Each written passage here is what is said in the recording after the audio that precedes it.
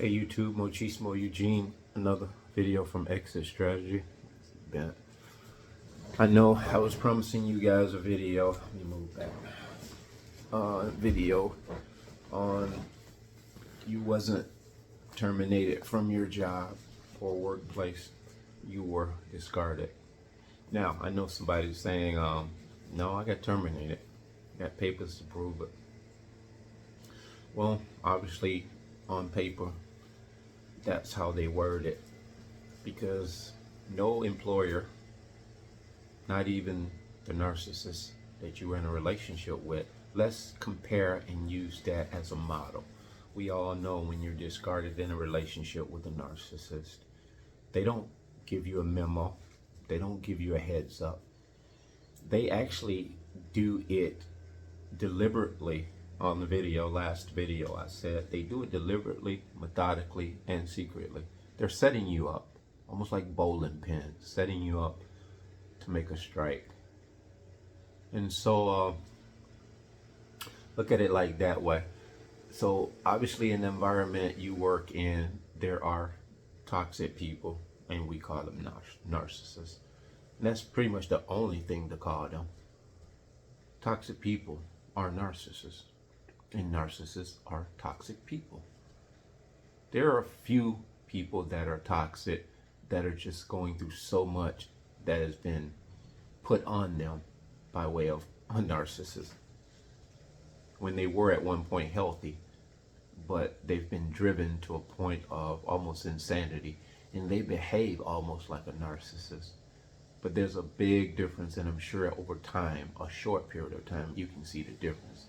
Because most people who have been traumatized in that way, that are not narcissists, they retreat, they withdraw. They don't make excuses and blame the other person. They pretty much just get abused and go away.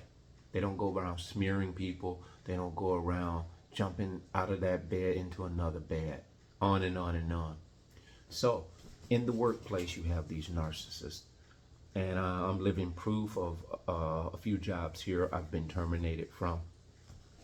I used to work at Lowe's years ago. I don't believe I got terminated by a narcissist, or matter of fact, the guy actually who did fire me ended up consequently a couple years later, I believe he got arrested for that was the Walmart manager. I got fired from there for being late. He consequently, a couple of years later, it was said that he had gotten caught for what do you call it, pedophilia. I had some child pornography on his computer or something. And the Lowe's incident, when I got fired, this guy, I always surmised that he was gay, but he came off giving off that masculine demeanor, but he was very quiet, very covert. If I could put him and the wife that I married, who's a narcissist, covert, if I could put them up on, they would be neck and neck. So quiet, so unassuming. He later on, after he, well, I don't know if he left Lowe's before he got arrested. He got arrested for being a sexual deviant with a little boy. So not for nothing, I know the subject I'm talking about. You didn't get terminated, you got discarded. This is what'll happen when you deal with an empath, such as we are. These narcissists, they get it. They get that karma. Now, I got fired from Lowe's supposedly for extreme vulgarities. I was going through a divorce with the first wife, who I said here in recent past that I believe that she is a narcissist.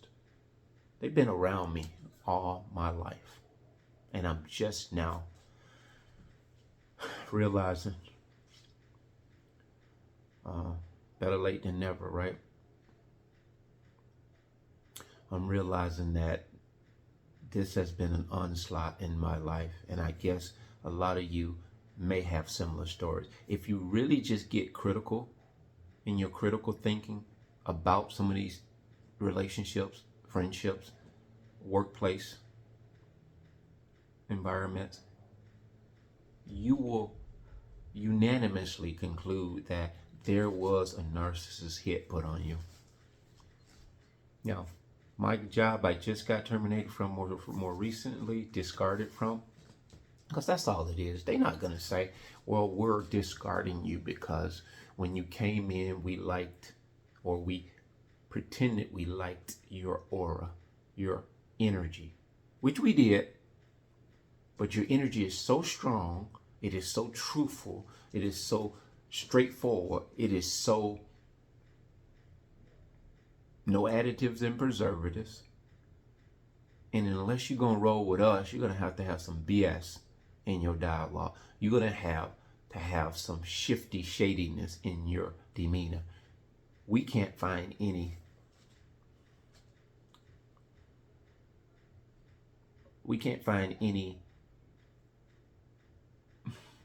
I'm using armor as an analogy. We can't find no areas in your armor that we can pierce you with the arrows. And I'm sure there are a lot of weak spots in my armor. But what I'm trying to get at, when you come in authentic. All of us, every human being may have a little bit of an authenticity. There's a small part of not being authentic because we're doing what other people are doing, or we're doing something in the world that we grew up in and around that we perceived is normal, until we realize our authenticity, the very depth of our authenticity, is doing what we damn well please, as long as we're not offending anyone else. But in doing what we please is pleasing to us, and we don't care about what other people think. We have the self-satisfaction, and we're self-secured in what we do. How did we adopt this? How did this nature come about? It's a gift from God. All good gifts come from God. All good gifts comes from above. This ain't even something you can teach somebody. Do you know that? Authenticity, you can't teach it. You can, but it won't be real. It won't be as raw as authenticity itself from the core.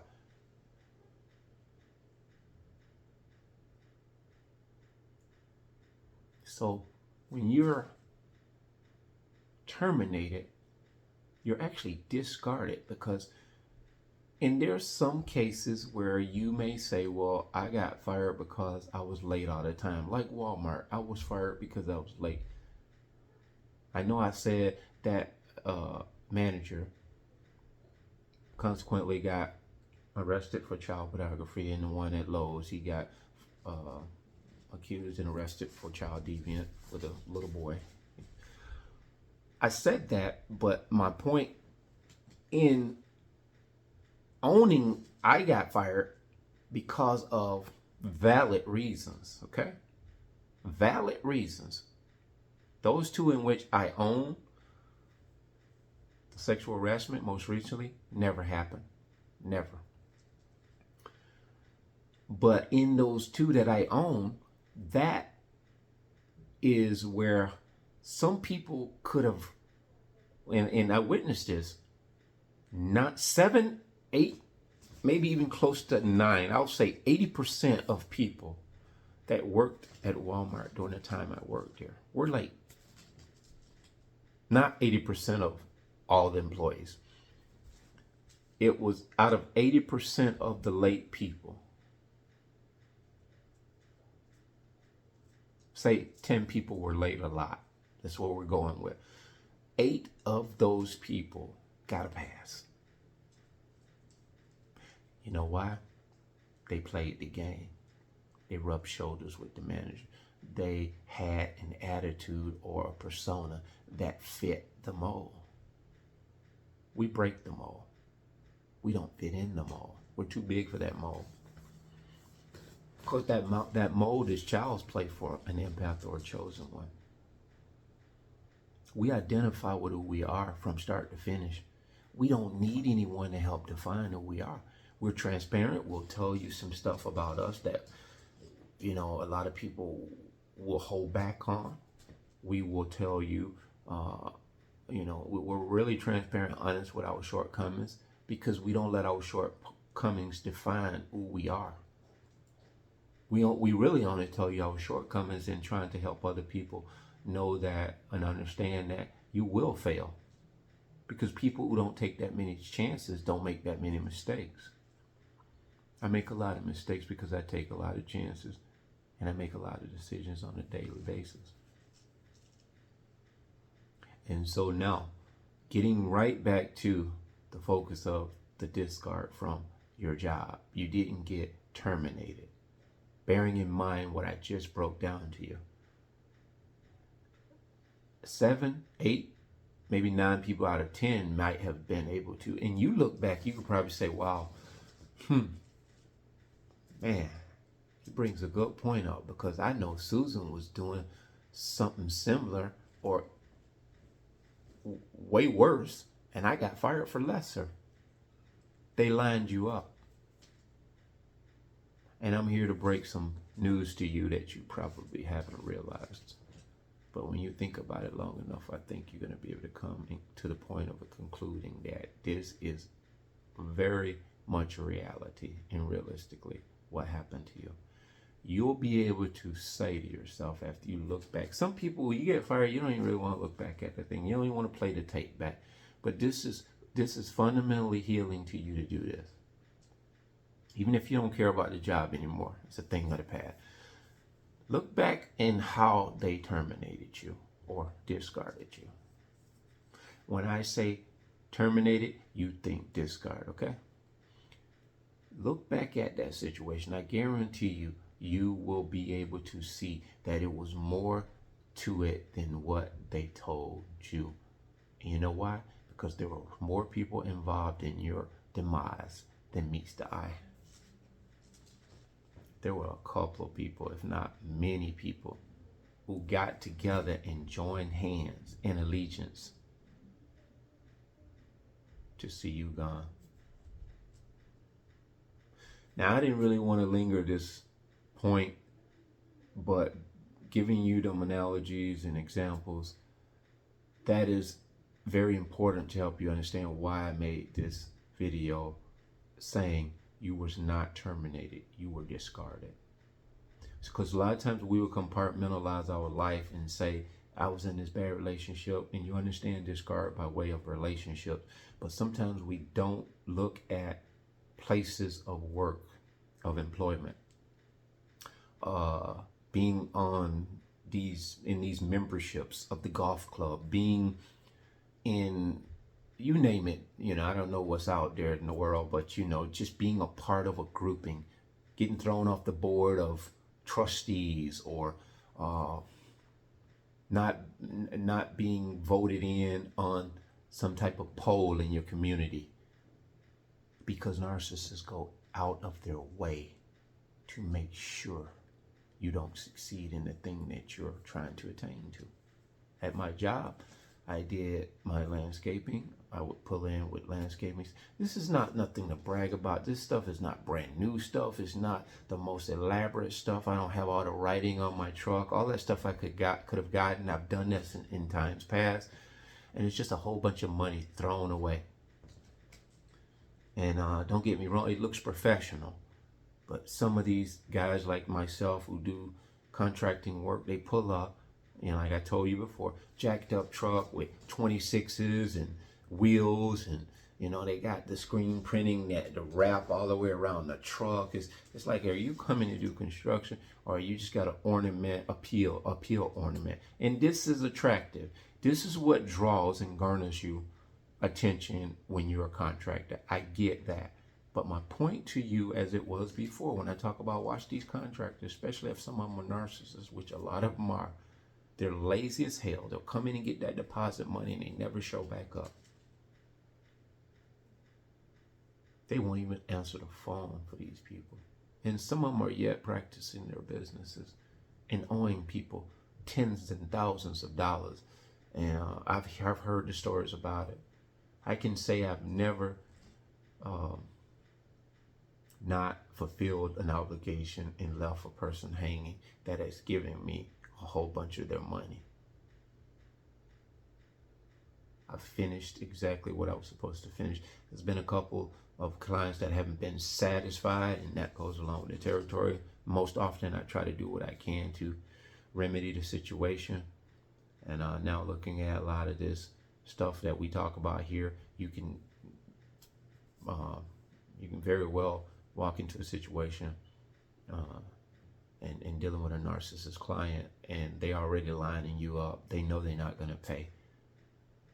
Not only aren't they going to pay, they're going to have you in small claims court or threatening small claims court, so they don't have to give you the rest of the balance of what they owe you. So in essence, they've gotten a whole job done, a whole deck, for example, or a whole pool put in, whole railing system, a whole privacy fence put in and installed.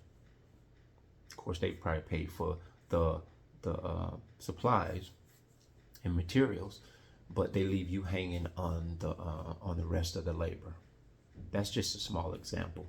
But back to the discard and the termination. Look back. If you look back, you'll see that there is more than just what you're being told when you're being terminated, because in essence, you're being discarded. They no longer have any use for you.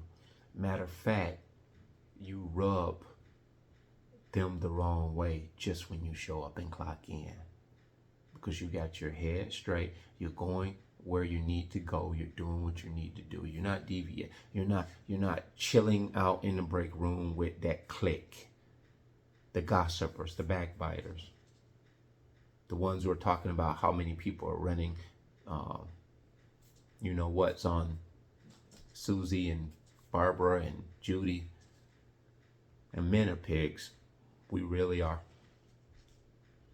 We really are. And the funny thing is, and I can say we, and I'm using that as plural, because I know the depth of man. I know how a mind works. I know the propensities we have. All of us men don't buy into those propensities or those urges. We know how to keep them subjected within a reasonable respect when it comes to a woman. Now, take that, what I just said, and you being the more ethical person, having more of a priority and low self-respect, you can be at that table and these guys could be talking like horn dogs about a certain female. And I think this very well happened at the job I was at. A girl would come in, whatever, and she'd be dressed with the, tighter tire on, or something would leap out to the guys' eyes. And one or two guys would comment about this. Just very vulgar comment. Just throw it in the air and look around like they're supposed to be like rewarded for making such an asinine comment. Just blatant.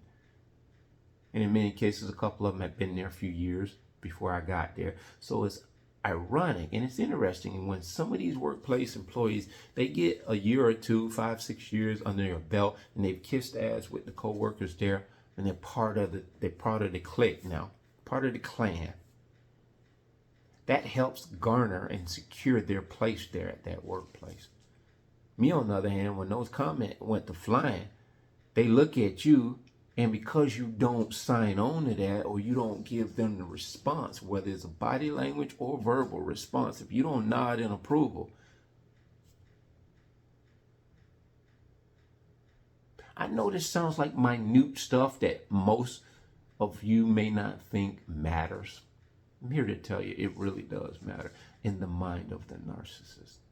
And now, as an empath, chosen one that's wide awake, and I see the dynamics of how these people move and how their mind work and how they're wired to not give a damn about you, just only to give you the perception that they care, they like you, and switch on a dime.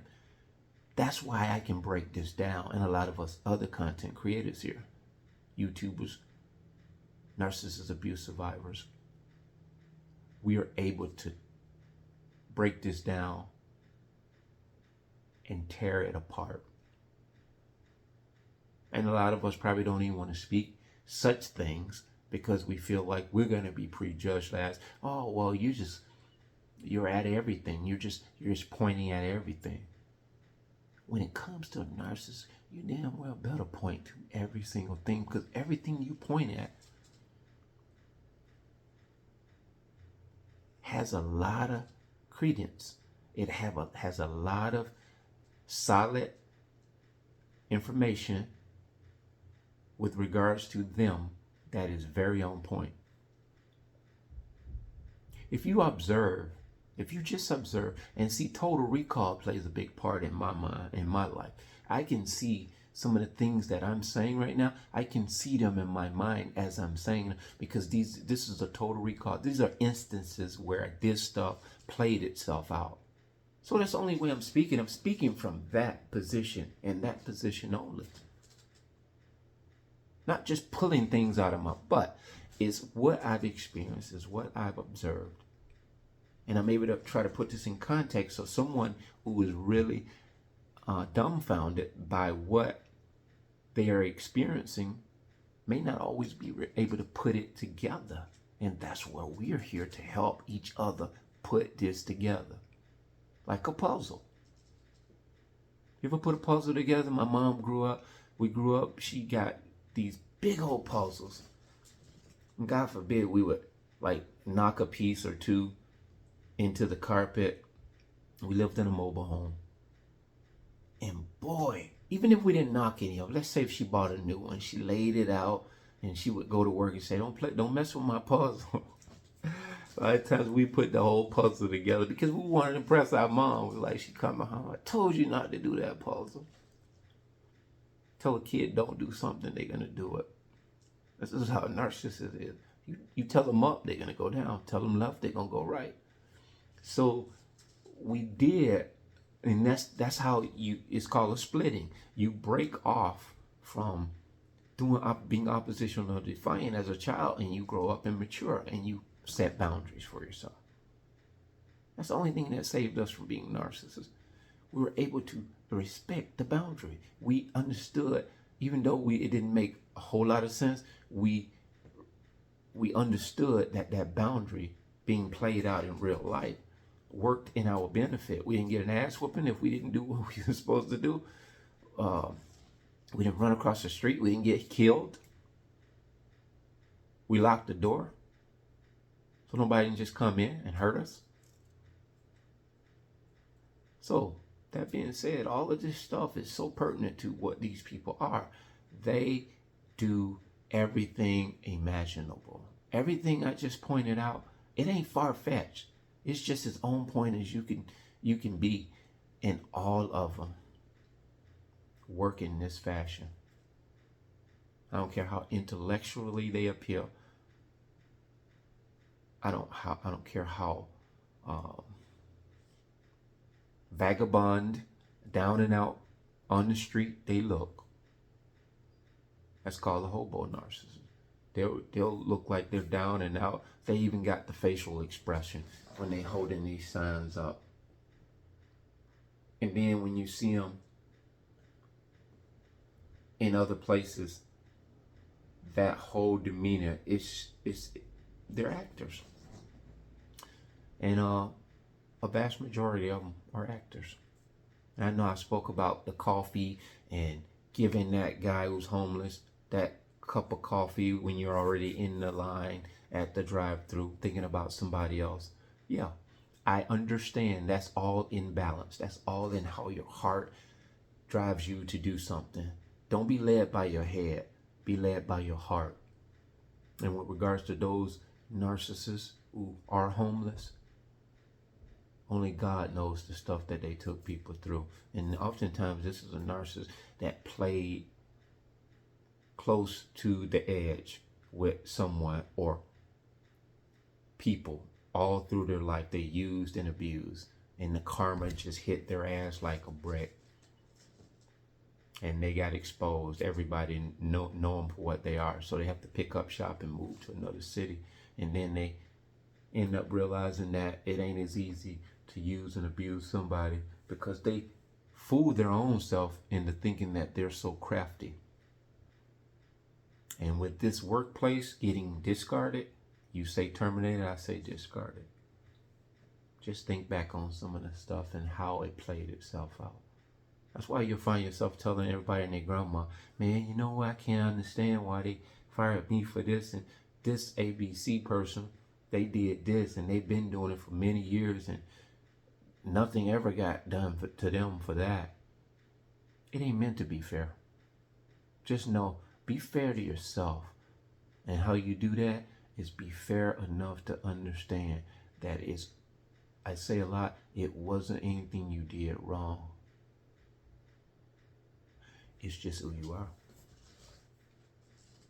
Come to accept who you are in a beautiful way and know you're not meant to fit in. And everything you've lost wasn't for you to keep. And everything you have is exactly what you're supposed to have. Bless.